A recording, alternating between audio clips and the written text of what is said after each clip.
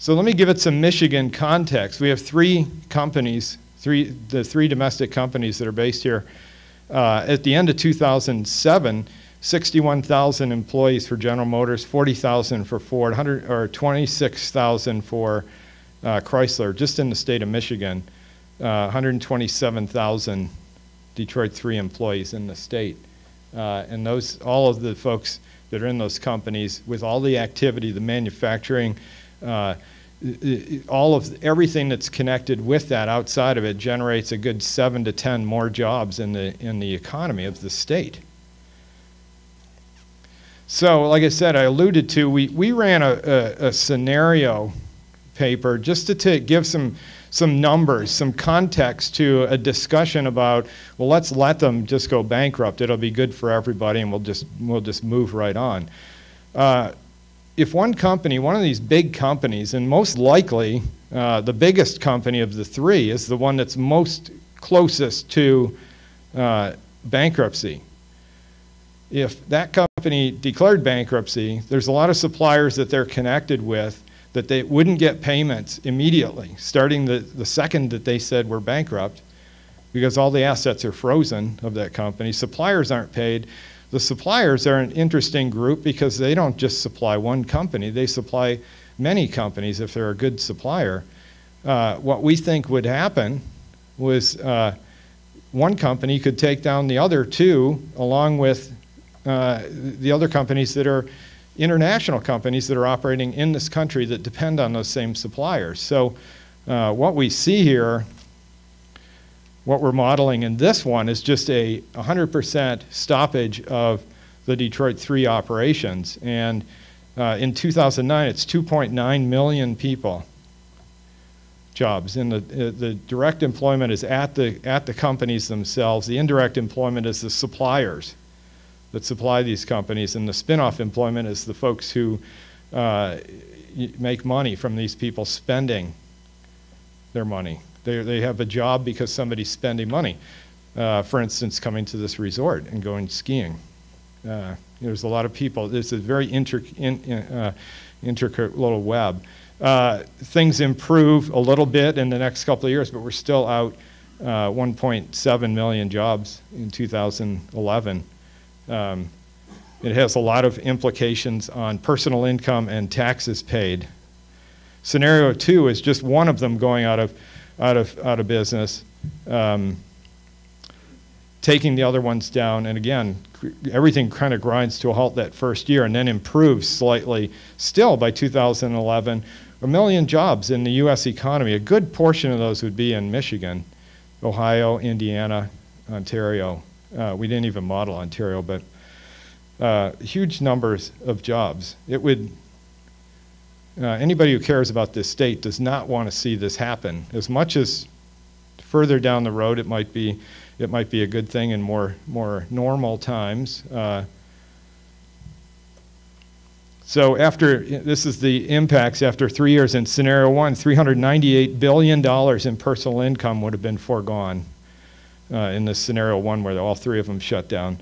$156 billion in loss of tax receipts over the 3 years. That's the number that you want to compare to when the numbers for a bailout of these folks, which is basically a bridge loan to get them through tough times, tough economic times, into the recovery period, and then see if they can make a go at it as a company. It's more of a controlled burn, if you will, rather than a forest fire.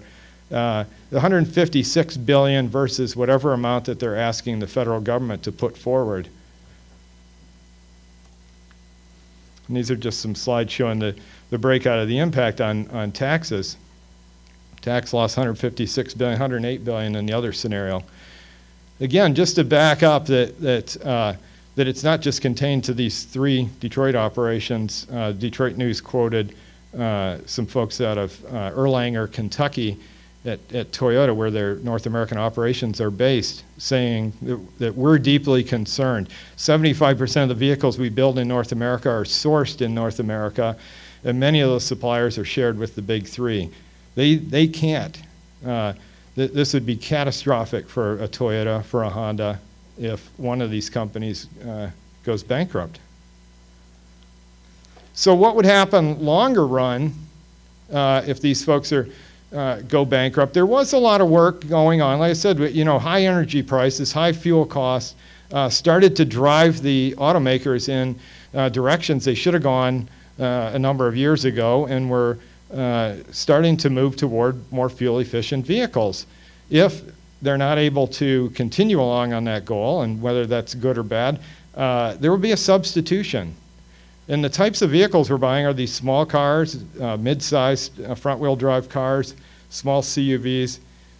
Who's making them and who's designing them? They're not designed here, because we never learned how to design small, fuel-efficient, profitable vehicles. Korea, Germany, Japan, Korea, Brazil. This is where a lot of these vehicles would come from. If the Detroit 3 operations and that whole bankruptcy scenario takes place, there'd be no vehicles produced for a good portion of that first year in North America. So every car that was being bought and sold would be brought over here on a ship. What else does it mean for Michigan? I've got a chart here that shows we track since 1999 the amount of automotive R&D spending that goes on in the state.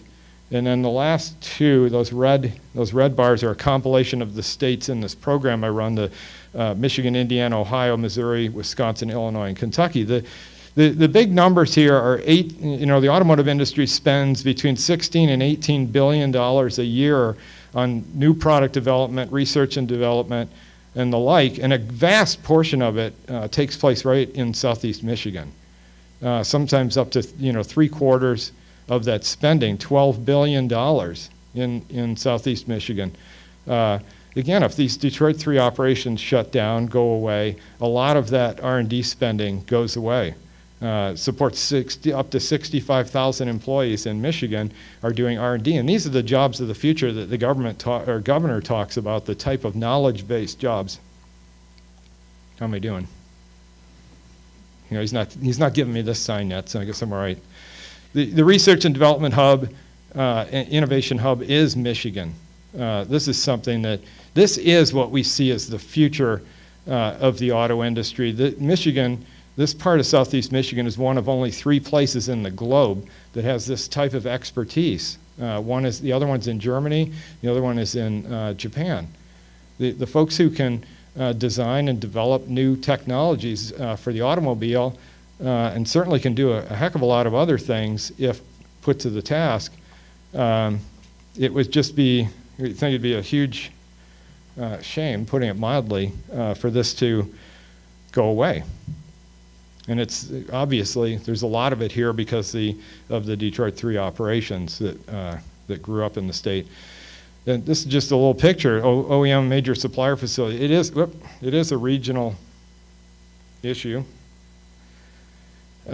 These are suppliers and assembly plants throughout the region, very interdependent. You draw a circle around those, these folks that are 250, 300, 350 miles away